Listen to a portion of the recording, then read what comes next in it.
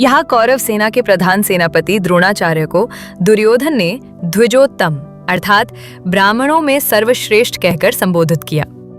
उसने जानबूझकर अपने गुरु को इस प्रकार संबोधित किया।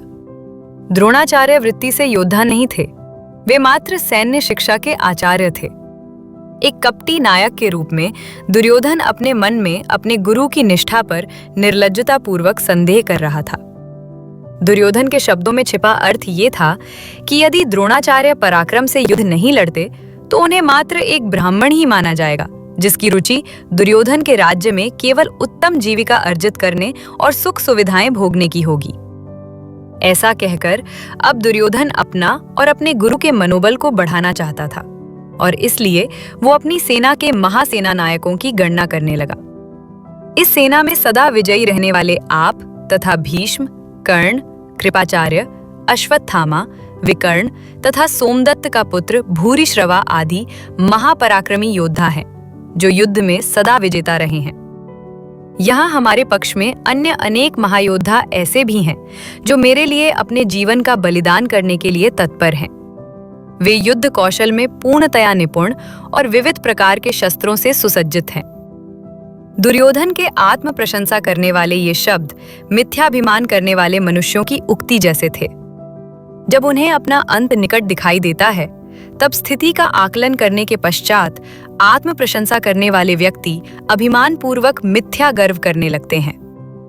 अपने भविष्य के प्रति अनर्थकारी व्यंग्योक्ति दुर्योधन के कथन में तब अभिव्यक्त हुई जब उसने कहा कि भीष्म पितामह द्वारा संरक्षित उनकी शक्ति असीमित थी।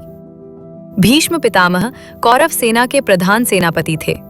उन्हें इच्छा मृत्यु और अपनी मृत्यु का समय निश्चित करने का वरदान प्राप्त था, जिससे वो अजेय कहलाते थे। पांडव पक्ष की सेना भीम के संरक्षण में थी, जो दुर्योधन का जन्मजात शत्रु था। इसलिए दुर्योधन ने भीष्म के साथ भीम की अल्प शक्ति की तुलना की। भीष्म कौरव और पांडवों के पितामह थे और वे वस्तुतः दोनों पक्षों का कल्याण चाहते थे। पांडवों के प्रति करुणा भाव भीष्म पितामह को तन्मयता से युद्ध करने से रोकता था।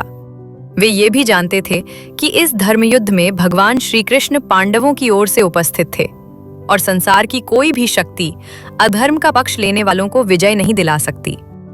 इसलिए भीष्म पितामह ने अपने नैतिक उत्तरदायित्व का पालन करने और हस्तिनापुर एवं कौरवों के हित की रक्षा हेतु पांडवों के विरुद्ध युद्ध करने का निर्णय लिया। ये निर्णय भीष्म पितामह के व्यक्तित्व की गहनता को रेखांकित करता है। आपके लिए भगवत गीता हिंदी में उपलब्ध है, कृपया सब्सक्राइब करें।